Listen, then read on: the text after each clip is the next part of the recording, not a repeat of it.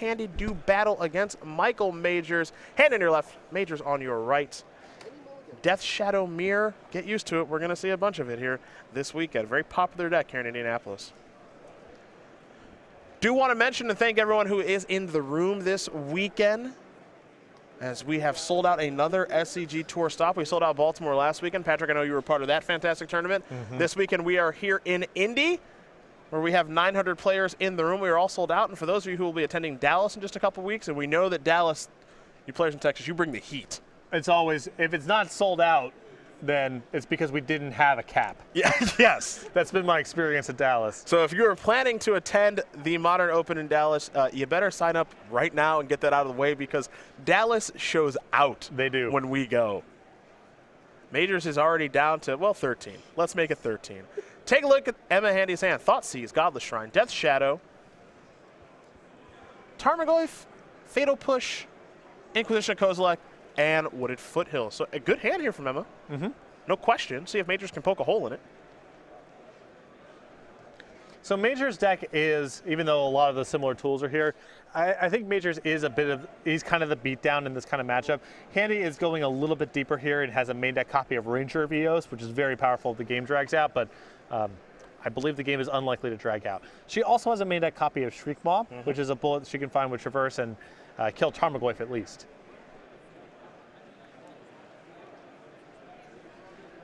But this is a hard hand to poke a hole in, as the threats are redundant, the discard is redundant. Well, there's one less discard spell now. Thoughtseize will be taken, and maybe that's being taken because it takes away Emma Handy's life total. Well, Majors has nothing in his deck that costs more than 3, so it's just got to be a life total consideration. Godless Shrine's going to bring Handy down to 18. Now here's Inquisition of Kozilek. Majors will show his hand, Traverse, Fatal Push, make it 2 Traverse, a Fatal Push, and 2 copies of Verdant Catacombs. So 2 pair with a Fatal Push kicker. So I'm guessing you want to take the Traverse out of this hand, because then Majors' next turn is stranded. He can't cast the Fatal Push on an empty board, and he doesn't have Delirium. Alternatively, you could take the Fatal Push if Handy feels like she can follow up with enough threats to overpower him, but then you're turning on the Traverses, and that's fairly risky. Yeah, I don't love leaving the Traverses behind. Traverses plural. Yes. Because those are more or less demonic tutors for Death Shadow.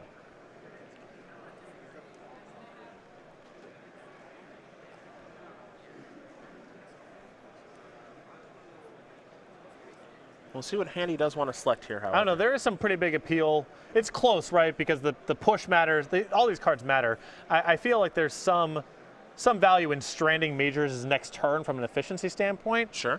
But Handy clearly valuing the Fatal Push very highly. Delirium online now, too, for Majors. Right. That's the argument for taking the Traverse, is Majors' next turn might be land go. Majors' draw step for the turn was a copy of Street Wraith.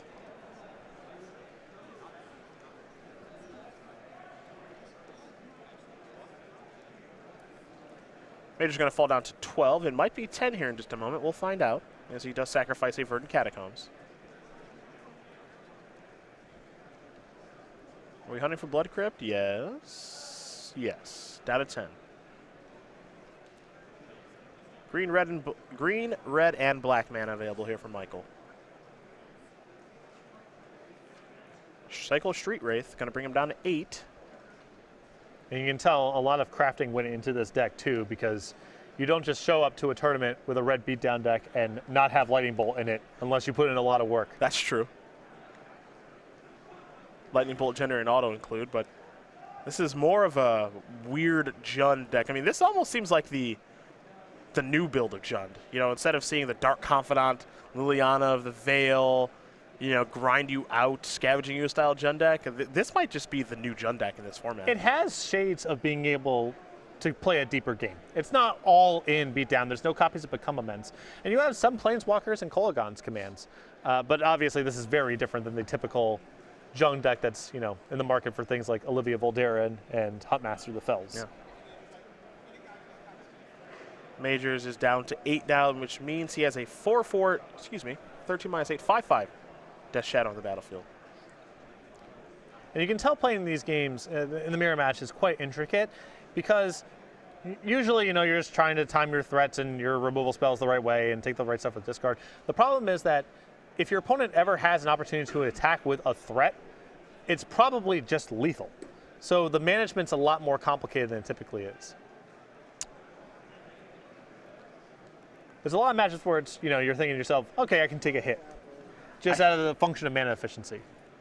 So I think, as Emma just called it, Judge, I think Emma has a proxy in her deck. Okay. I think so. We're going to find out here in just a second. That's what I think I saw, because she sacked a fetch land, grabbed her deck, and I believe I saw a backwards magic card. Okay, so my initial guess was all the green lands in her deck that she could fetch for were in her hand. Okay. But we'll see who's right. Yeah. We'll see who's right. Could go either way. It could go either way. That's very true. This should be fun to find out. So we will take a moment here while they just kind of sort this situation out. And I think what ends up happening, and we'll get the ruling here in just a moment, but there's no reason for you wonderful people to stare at a boring game state. Look, man. If you wanted to beat just Death Shadow, that's it. Which that's a big ask because Modern has 3,000 decks. But if you just wanted to beat Death Shadow, what would you play? Probably Mardu cards. Just some mixture of Fatal Push, Path to Exile, Terminate, and Lingering Souls. Okay.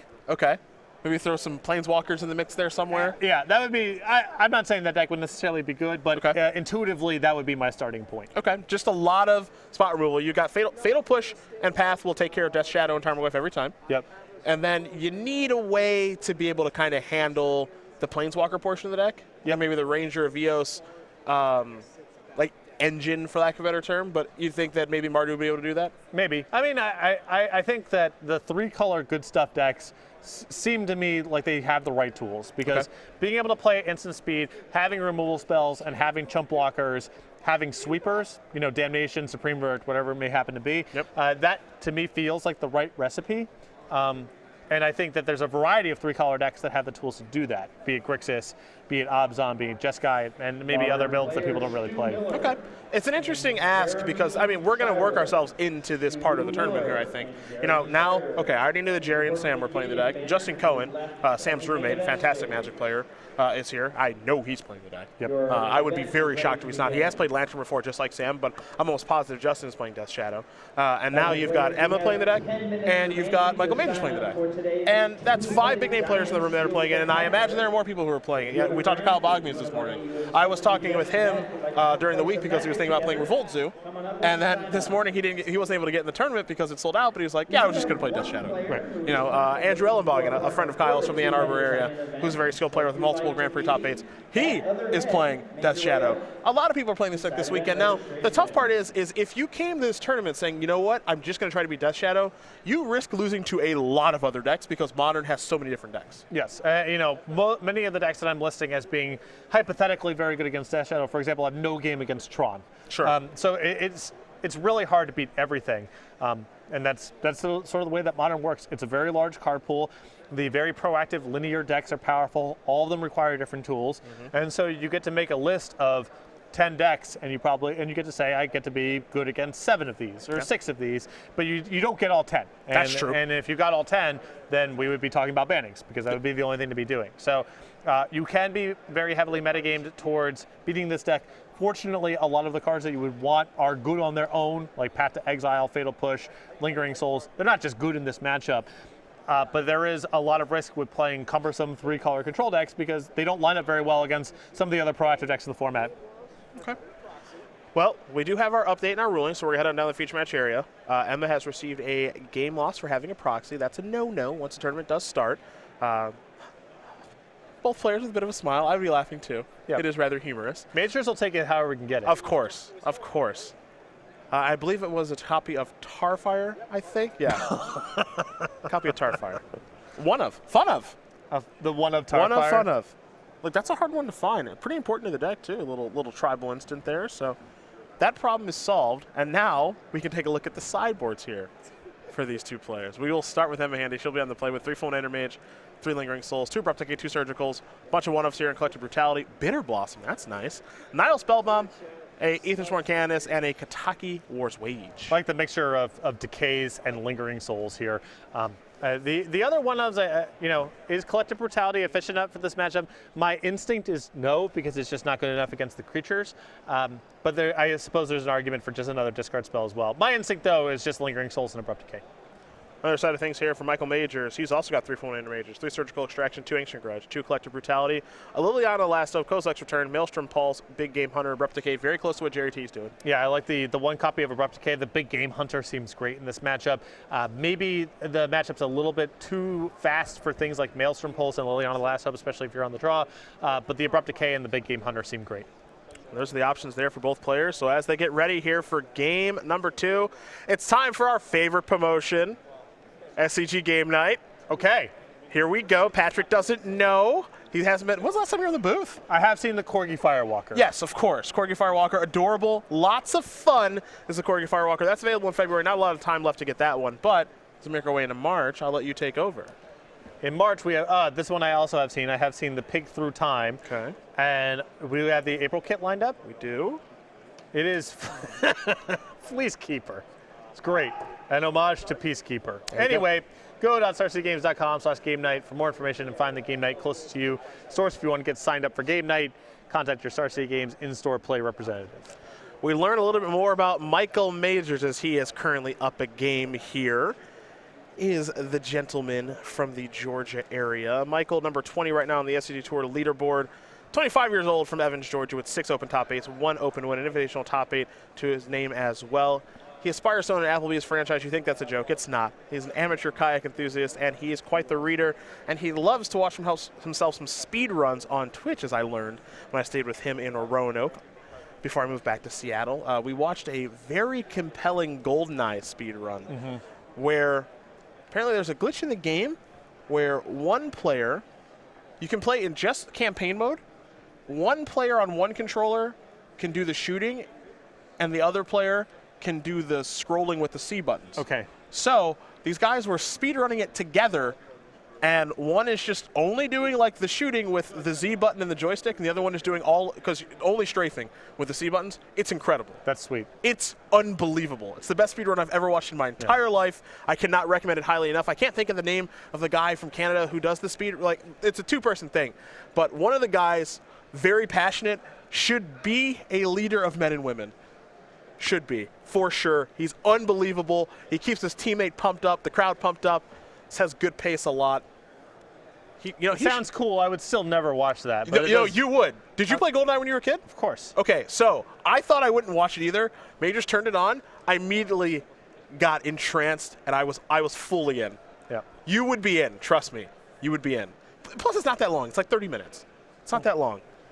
But the thing about speedruns that is kind of depressing, because you have, when we were younger, GoldenEye was just the stone nuts. It was the best game. It was. And you have these visions of how you used to play it, and then when you watch how they speedrun it, it just is like ruins the game. Right. Because, first of all, they're not even looking at, like, they're not killing anyone really. They're just running by everyone for the most part. They're only killing, like, the bosses they need to kill and stuff like that. And they're mostly aimed at the ground. So they're not looking at the scenery, which is putrid now because it's 2017 and not 1997 anymore. Yeah, our standards have changed. Yeah. Because I remember when that game first came out, I was like, this is the dopest looking game It's of all time. groundbreaking. It's groundbreaking. It's like the dinosaurs in Jurassic Park. Like when I was a kid, that blew my mind. I couldn't believe how it was like, those are dinosaurs. And now I watch Jurassic Park and it's like, those are definitely not dinosaurs. Yeah, those are people in there. those are people in that thing. Those are people. It's like watching the Power Rangers back in the day. Mishra's Bobble is where things are going to start here. This is probably where our age gap shows up. Did you not Power Rangers? I was too old for it. It was not a cool thing to be doing by the time, All right. Because you were probably what, 9 or 10 when the Power Rangers were really popular? I think maybe a little younger. Maybe but yeah, right around that age. I was, 13, 14, so yeah, you can't Power Ranger. You get beat up watching that. And it would be correct for them to beat you up. Yeah. There's a Power Rangers movie coming out soon. Did not know. It looks great. Somehow that did not get onto my radar. Yeah. It looks great. Mishra's Bobble here from Majors. Top card, gets to get a little look at it. Now I'll sacrifice the Wooded Foothills. And now Thoughtseize. So 17, 15. Hand here for Emma Handy. No proxies. That's good. Lingering Souls, Death Shadow, Kolaghan's Command, along with a Verdant Catacombs, a Bloodstained Mire, and a Blood Crypt. So you can see the plan here for Handy. Trying to manage the game with Lingering Souls. A lot of chump blocking.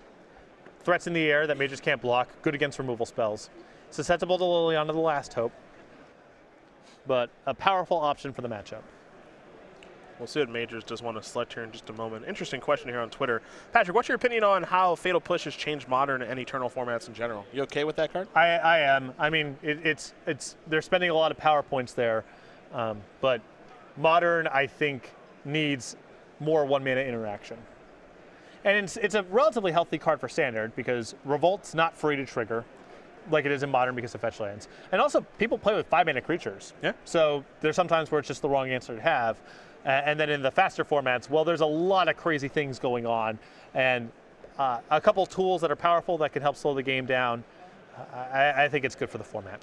Majors will draw a card on Handy's turn because of the Mirror's Bauble trigger. Handy will draw a card for her turn. She lost her Kolaghan's Command, but now we had her way for a second turn. I have articulated concerns in the past, about Modern just becoming a format of Snapcasters and Cryptic Commands, and that's likely to happen if you ban all the proactive cards. We are very far away from that reality right now. Yes. So a little love in that direction, I think, is a fine way to spend some power points. Tarmogoyf is here. It's a 4/5. There's an artifact, a land, an instant, and a sorcery in the graveyard, with probably more types on the way. One could argue this is the best Tarmogoyf deck in the format because it does get so large because there's so many card types. Over to Majors for his second turn. You see both players at 15 already. Majors wants to push that Goyf around. So Goyf down, going to sacrifice a Bloodstained Mire and now play a Death Shadow. I think Majors with the sideboarded Big Game Hunter in hand. Oh, yeah. I think can't tell. It was not the one from whatever set it was in originally. Plane Shift? Time Spiral. So second set in Time Spiral is Plane Shift, right? Yeah, I think it's Plane Shift. Yeah, it's from Plane Shift. Second set, because you could search. It's a Rebel. You can search for it with the Rebel stuff. Oh, God. And it has Madness? Oh, yeah. What a sloppy block. Oh, yeah. Here's Lingering Souls. Can't Big Game Hunter those. 2 Spirit Tokens on the way here for Emma Handy. Gonna search for Godless Shrine there with the Bloodstained Mire. Forgot I was a Rebel with Madness. Oh, yeah. That was during my Yeah. my prime, quote unquote. This design only has 4 weird and non-related things going on. Can we add a 5th? We can try. Yeah. Was Mercenaries a supported tribe in that, or it was was it not. just It Rebels? was just Rebels, and the Rebels were black this go around. Mercenaries so unpopular they couldn't even find their way into Time Spiral block. That is quite the commentary. I loved Mercenaries when I was a kid. They were so bad. So Majors now has a copy of Maelstrom Pulse in hand, and you can tell the thought here is, well, am I supposed to do this now and get in a good shot, or can I try to navigate the game in such a way that Handy flashes back the Lingering Souls, maybe anticipating being able to block, and I get it all in one shot? I feel like you can do a little bit better with the Maelstrom Pulse. I think so too.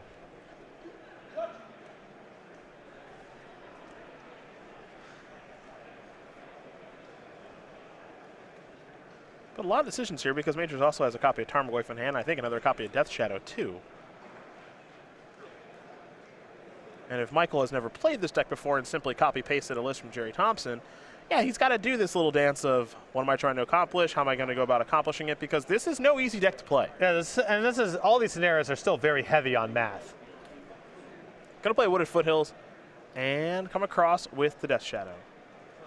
Quick little chump block, I believe. And yeah, Majors will have to sacrifice the fetch land because Death Shadow right now is a 1/1. Yep, this forces the action. This chump block feels a little preemptive to me, given the life total here, but it does play very nicely for Handy, given the presence of Maelstrom Pulse. Any value you can squeeze out of these Lingering Souls tokens, very valuable. Major's going to fall down to 11, which means Death Shadow is a 2/2. And now here's Tarmogoyf. 5-6 this go around. Now we head back over to Emma Handy. She will draw. She has found Abrupt Decay. Pretty good.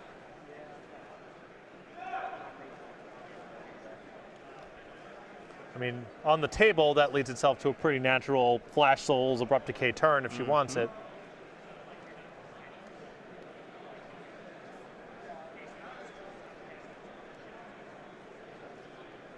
All those foil fetches, but couldn't find a Tarfire. Here's the copy of Lingering Souls. It's the $2. Might want to diversify those assets a little bit. It's the $2 commons that always get you. Yeah. And now here's a copy of Death Shadow. All right. Handy tapped out, so she might be dead here. Yeah, it just could be over right now. No Maelstrom Pulse. Follow that up with a Fatal Push or some other 1-mana removal spell.